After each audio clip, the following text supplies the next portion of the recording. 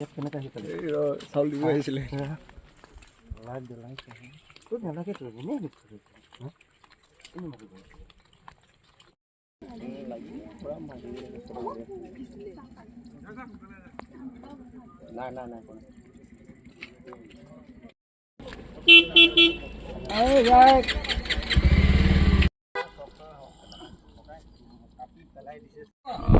আপোনাৰ ঘৰৰ মানুহ ৰাতিপুৱা কিমান বজাত ঘৰৰ পৰা ওলাই গৈছিলে? মই ঘড়ী ঘণ্টা একো চিনি নাপাওঁ। মোৰ পাহত কিমান টাইমত গৈছিলে সময়টো মই নাজানো। হ'লে চৰাই ডাক দিছে, এতিয়া গৈছে। তাৰপিছতে মই উঠিছোঁ, উঠি পেলাই পেচাব কৰি পেলাই মই আকৌ বাগৰিলোঁগৈ। বাগৰাৰ পাছতে মই নাই, মোৰ মনটো শান্তি লগা নাই। মই নাই, মই এইফালে মদৰ চৌটোকে জুই দিওঁ বুলি মই উঠি আহিলোঁ। উঠি অহাৰ পাছত আৰু মদ চৌটো লেও দি পেলাই মই উঠিছোঁ। উঠি পেলাই জুই দিছোঁ, তেতিয়া ল'ৰা এজনে আহি পেলাই কৈছে, লেও পেহী আৰু তহঁতৰ পেহা ক'লৈ গৈছে? মই বোলো চেপা চাবলৈ গৈছে আৰু। তাৰপৰা চেপা চাবলৈ গৈছে বুলি কোৱাৰ পাছতে সি কৈছে বোলে ক'ত চেপা চাবলৈ গৈছে, মানুহটো কাটি পেলাই পেলাই থৈছে আৰু মানে জীৱটো নাই। তেতিয়া তাৰ আমাৰ ল'ৰাটোক মাতিছোঁ, বোপা আহোঁ বাপেও বোলে কাটি পেলাই পেলাই থৈছে আৰু তাত মানে জীৱ নাই, কি কওঁগৈ। দৌৰ মাৰি গৈছোঁ যে হয় তাত পৰি আছে। দুফালে দুটা পেলাই পেলাই থৈ দিছে।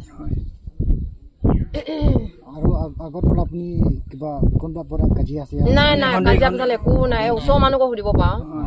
গাঁৱৰ দিগেও কাজিয়া নাই, এইপিনেও কাজিয়া নাই। খালি মানে অলপ খাই পেলাই ফূৰ্তি ধেমালিয়ে কয়। এনে টাইম মোবাইল এটা থাকে হাতত।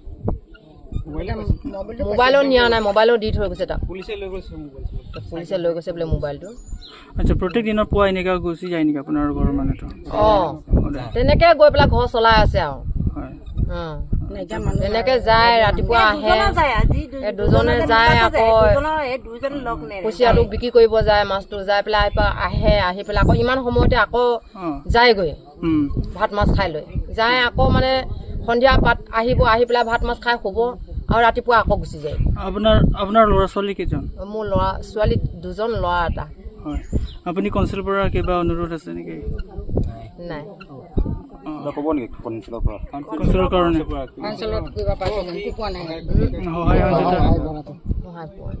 সহায় বিচাৰে নেকি আপুনি কনচিলৰ পৰা? কি সহায় বিচাৰিব? আপোনালোকে কি দিয়ে সহায়, মই নিজে জানিম।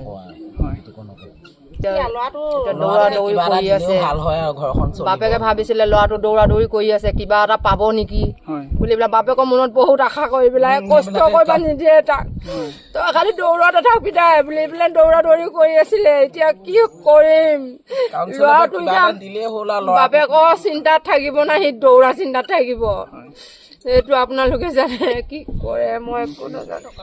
কনচিলৰ পৰা অতি সোনকালে ব্যৱস্থা ল'ব, আমি অনুৰোধ কৰি আছোঁ। কনচিলৰ পৰা ল'ৰাটোক কিবা এটা দিলে তেওঁ মাককো চাব পাৰিব। কামে কৰিব নিদিয়ে বাপেকে, খালি মানে তই দৌৰ, তই কিবা এটা পাওঁ যদি পা। এটাহে মোৰ ল'ৰা, বাপেকে কষ্ট কৰি খুৱাই, মাছ বিচাৰে, কিবা বিচাৰে, খৰি আনে, তেনেকে কৰি খুৱাই ল'ৰাটোক কামলৈ যাব নিদিয়ে। নেজানে, কাম বন ইমান নেজানে। আচ্ছা, আহিছে নেকি আপোনাৰ ইয়াত ৰাতিপুৱা? কি কৈ গৈছে আপোনাৰ? কৈ গৈছে আবেলি আকৌ আহিম বুলি পেলাই।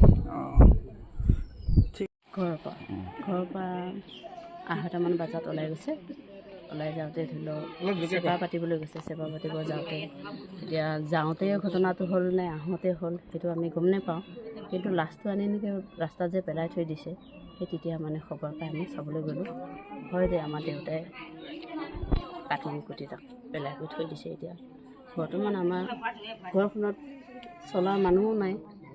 এই ল'ৰাটো আৰু এটা আছে নাতি, সেই দুটাক মানে কুচিয়া চেপা পাতি কৰি ঘৰখন চলাই আছিলোঁ। এতিয়া সেই চলা মানুহজনে ঘৰৰ পৰা গুচি গ'ল। এতিয়া এই ল'ৰা দুটা কেনেকৈ চলিব, কেনেকৈ খাব? আমাৰ সেইটোহে প্ৰশাসনৰ পৰা ধৰি লওক উপায় এটা লাগে। সেই ল'ৰাটোৰ কাৰণে মানে বন কৰি কেনেকৈ খাব, তাকে যিকোনো উপায়ে ধৰি লওক কিবা এটা ব্যৱস্থা কৰি দিলে চৰকাৰৰ তেনেকুৱা সুবিধা দিলে আমি ভাল পাওঁ। হয়, আগতে কাৰোবাৰ পৰা কাজিয়া কেনেকুৱা? একো নাই, এনেকৈ ডেইলিকৈ যায়, ডেইলিকৈ পাতি কৰি ঘৰলৈ গুচি আহে। কিন্তু কালি যে এইটো ঘটনাটো হ'ব আমিওতো নাজানো। ডেইলিকৈ মানে ৰাতিপুৱা ওলাই যায়, এনেকৈ দিনত 2টামান বজাত পাতি কৰি থৈ আহি সন্ধিয়া টাইমত 4টা বজাত ঘৰলৈ আহে। তাৰপিছত আকৌ ৰাতি মানে 3টামান বজাত সদায় ডেইলিকৈ যায় ধৰি লওক। ডেইলিকৈ যাই গৈ আৰু ৰাতিপুৱা আহি কৰি ধৰি লওক বিক্ৰী কৰে। ৰাতিপুৱা কিমান বজাত ঘূৰি আহে? ৰাতিপুৱা 5টামান বজাত ঘূৰি আহে ঘৰলৈ। ঘূৰি আহে। আজি মানে নাই ধৰি লওক। হয়, ক'লৈকে গৈছে? কিবা প্ৰিয় বজাৰ কালি মানে কওঁতে ধৰি লওক প্ৰিয় বজাৰ চিতলমাৰী মৰেজাৰ আৰু এইপিনে ইয়াৰ মৰেজাত আছে এইটো চৌধুৰী বজাৰ এই কালি নাতিটোৰ আগত কৈ থৈ গৈছিলে বোলে মোক কিবা ভতিজাটো তাক কৈছে বোলে কালিলৈ মই প্ৰিয় বজাৰ সিপাৰে নদী সিপাৰে পাতিব যাম বুলি মানে কৈ থৈ গৈছে ধৰি লওক নাতিটোক। এতিয়া তাৰ ল'ৰা কেইজন আছে? ল'ৰা 4জন আছে আৰু ছোৱালী এজন। বিয়া পতা হ'ল?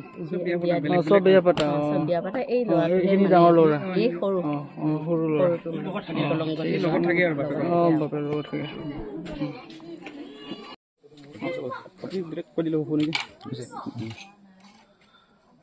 হয়, আজি পুৱতি নিশা কাৰ্বি আংলং আৰু হোজাই জিলাৰ সীমান্তৱৰ্তী এলেকা ৰজাপথাৰ টকুবাৰী অঞ্চলত এক লোমহৰ্ষক হত্যাকাণ্ড সংঘটিত হৈ যায়। এই হত্যাকাণ্ডটো আমি জানিব পৰা মতে ইয়াত হোৱা নাই, অন্য ঠাইত হৈছে, কিন্তু ইয়াৰ যিকেইটা মৃতদেহ এই মৃতদেহকেইটা ইয়াত কাষৰীয়া অঞ্চলৰ এই সীমান্তৱৰ্তী যিটো এলেকা আমাৰ ৰাস্তা আছে সেই ৰাস্তাত মানে কোনোবা দুৰ্বৃত্তই দুষ্কৃতিকাৰী আহি পেলাই থৈ গুচি গৈছে। এতিয়া কথা হ'ল যে এই ঘটনাটো কোনে সংঘটিত কৰিলে বা কেনেকৈ হ'ল, এই ওপৰত আমাৰ প্ৰশাসন ব্যৱস্থা আছে। প্ৰশাসন ইতিমধ্যে আমাৰ আহিছে, তেখেতসকলে ইনভেষ্টিগেশ্যন আৰম্ভ কৰিছে আৰু আমি অনুৰোধ জনাইছোঁ, আমাৰ সদৌতীয়া ছাত্ৰ সন্থাৰ ফালৰ পৰা আমি অনুৰোধ জনাইছোঁ যাতে এই যিটো লোমহৰ্ষক হত্যাকাণ্ড সংঘটিত হ'বলৈ পালে ইয়াৰ যিখিনি দোষী এই দোষীসকলে যাতে অতি সোনকালে তেখেতসকলক কৰায়ত্ব কৰে আৰু কৰায়ত্ব কৰি পেলাই তাৰ যাতে উচিত তদন্ত কৰি পেলাই ন্যায় দিয়ে এই দুটা দুখীয়া পৰিয়ালক। পৰিয়াল দুটা হৈছে এটা বিভীষণ বৰদলৈ আৰু এজন হৈছে আপোনাৰ নীল বৰদলৈ। এটা কথা হ'ল এই দুইটা পৰিয়ালে অতি দৰিদ্ৰ ঘৰৰ পৰিয়াল আৰু বিশেষকৈ তেনেকৈ তেওঁলোকে মাছ মাৰি পেলাই তেনেকৈ খাই আছিলে আৰু সেই মাছ মাৰি পেলাই চলি থকা যি দুটা পৰিয়াল সেই পৰিয়াল আজি সেই গৰাকী আজি শেষ হৈছে। গতিকে তেখেতসকলৰ যিটো ইনকাম চ'ৰ্চ আছিলে এটা, সেই ইনকাম চ'ৰ্চটো বৰ্তমান শেষ হৈ গৈছে। গতিকে সেইবাবে আমি সদৌতীয়া ছাত্ৰ সন্থাৰ ফালৰ পৰা আমি অনুৰোধ জনাইছোঁ কাৰ্বি আংলং অট'নমাছ কাউন্সিললৈ যে তেখেতসকলে যাতে এই দুটা পৰিয়ালক যি পাৰে তেখেতসকলে যাতে কাউন্সিলৰ ফালৰ পৰা তেখেতসকলক সহায় সহযোগ কৰে। লগতে আমাৰ যি প্ৰশাসন সেই প্ৰশাসনক আমি পুনৰবাৰ আমি অনুৰোধ জনাইছোঁ তেখেতসকলে যাতে তেখেতসকলৰ যিটো তদন্ত তীব্ৰতকৈ তীব্ৰতৰ কৰি পেলাই এই দোষীক যাতে উচিত শাস্তি প্ৰদান কৰে। তেনেকুৱা কাজিয়াটো নাই, খাটি খোৱা মানুহ তেনেকৈ কোনো কাৰো লগত কাজিয়াটো নাথাকে, হাজিৰা কৰি চলে, তেনেকুৱা কোনো বুলিবলৈ নাই। আৰু এইটো একে নিৰ্দোষী মানুহ, নিৰ্দোষী লোককে হত্যা কৰিছে কোনোবা দুষ্কৃতিকাৰীয়ে। ঘৰত কি কৰিবলৈ গৈছিলে বাহিৰত? আমি জানিব পৰা মতে তেখেতে যিহেতু মাছ মাৰি পেলাই চলে, পুৱতি নিশা তেখেতে আৰু এই বিভীষণ বৰদলৈ আৰু নীল বৰদলৈ তেখেত দুজনে মিলি পেলাই এই আমাৰ কাষৰীয়া যি অঞ্চল সেই অঞ্চল হোজাইৰ যি অঞ্চল সেই অঞ্চললৈ তেখেতসকলে মাছ মাৰিব গৈছিল বুলি আমি ইতিমধ্যে গম পাইছোঁ ঘৰৰ মানুহৰ মুখেদি আৰু আমাৰ স্থানীয় যিখিনি আমাৰ ৰাইজ আছে তেখেতসকলৰ মুখেদি আমি গম পাইছোঁ। তেখেতসকলে মাছ মাৰিবলৈ গৈছিল, কুচিয়া ধৰিবলৈ চেপাত গৈছিলে, কিন্তু দুৰ্ভাগ্যজনক অতি দুখ লগা কথা যে ৰাতিপুৱা তেখেতসকলৰ দুটা বডি দুটা ছাইডত কোনোবাই হত্যা কৰি পেলাই থৈ গুচি গৈছে। মৃতদেহটো পষ্টমৰ্টমৰ কাৰণে লোৱা হৈ গৈছে? মৃতদেহটো ইতিমধ্যে আমাৰ প্ৰশাসন ব্যৱস্থাই মেডিকেললৈ পষ্টমৰ্টমৰ কাৰণে লৈ গৈছে আৰু সঠিক ৰিজাল্টটো আমি এতিয়ালৈকে পোৱা নাই। এতিয়া আমাৰ ডিফু মেডিকেলত লৈ গৈছে, পিছত দেখা যাব কি ৰিপৰ্ট আহে। ঠিক আছে।